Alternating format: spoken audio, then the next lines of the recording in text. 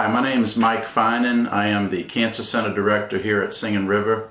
I'm also Chief of Women's Health, and I have dedicated my career to women's cancer. I'm a gynecologic oncologist. I've been here about 2 months, and I'm very excited to be here at Singing River.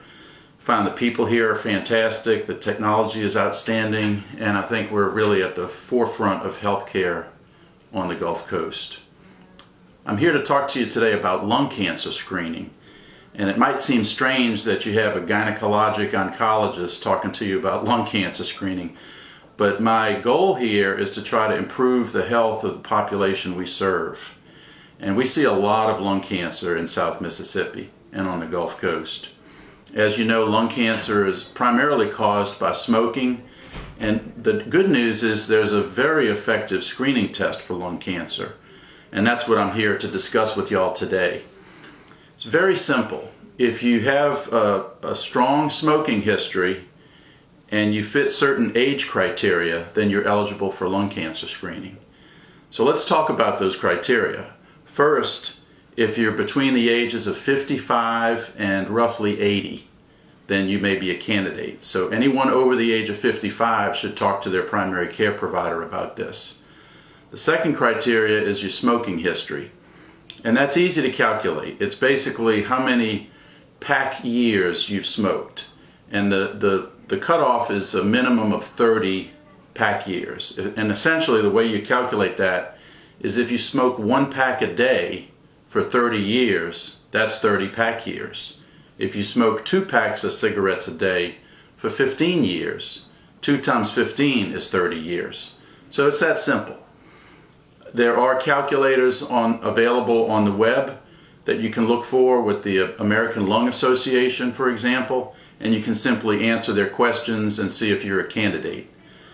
Most importantly, you should discuss it with your primary care provider. Now let's talk about the test.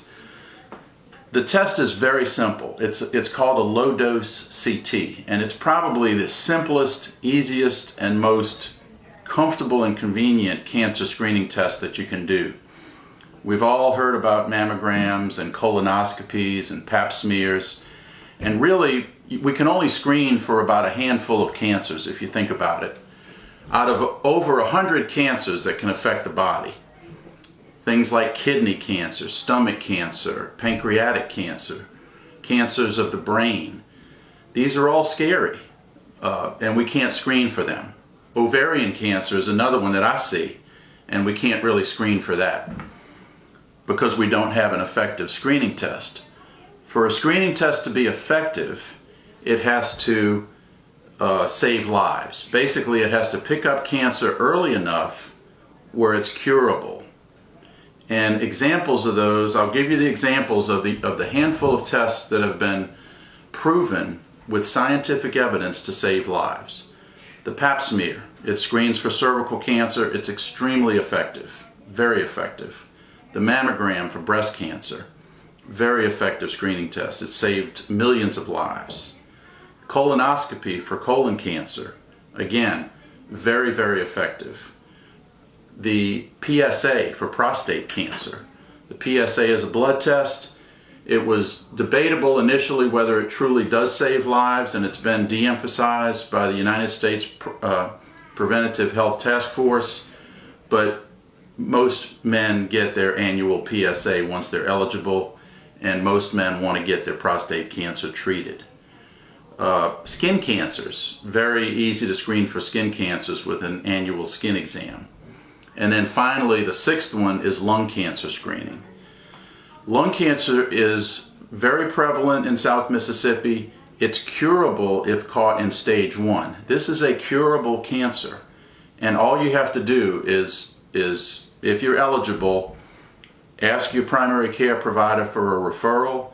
They schedule the appointment, and you simply come in and get a CAT scan. There's no IVs, there's no blood work. It's just simply lie on a table, get your scan done, and get the results. Now let's talk about the results. First of all, it's a very, very effective and accurate screening method, but not all positive results mean cancer. Just like a mammogram, Many times we do mammograms, and mammograms find a nodule or a lump or a little calcification.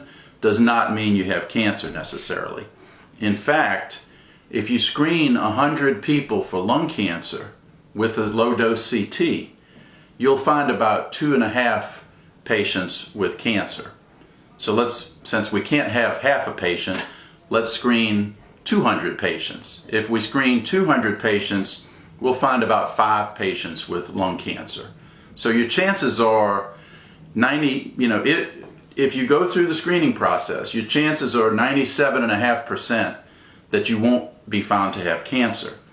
Now, more than 2.5% will need follow-up, because lung cancer screening with a low-dose CT does occasionally find little nodules or little specks in the lungs that are what we call too small to characterize.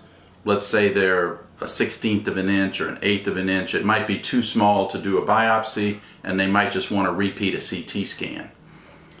That's good news, because your doctors are keeping a very close eye on you, and the radiologists are looking very carefully.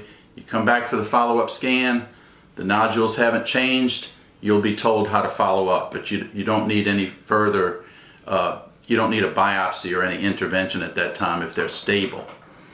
Another category is a suspicious nodule that looks like cancer.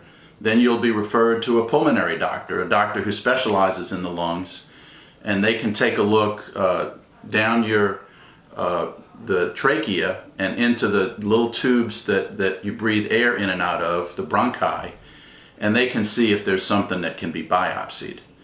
If they can't get to it through that method, then you may be referred to an interventional radiologist who may be able to do a biopsy.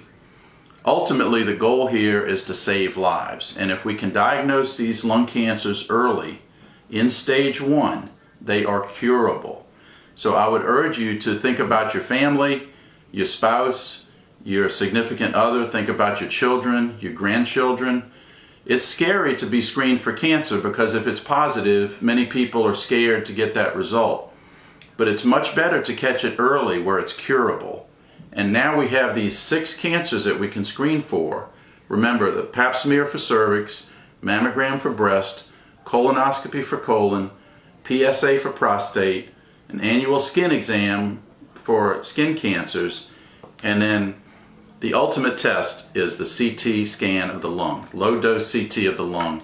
I would urge you, if you fit the criteria, talk to your primary care provider about it, get the test done. It's covered by insurance, it's covered by Medicare, and if you don't have insurance, then the cost is about $200, and there's help available in the community in many cases for patients who qualify. So get your low-dose CT if you're at risk. Thank you.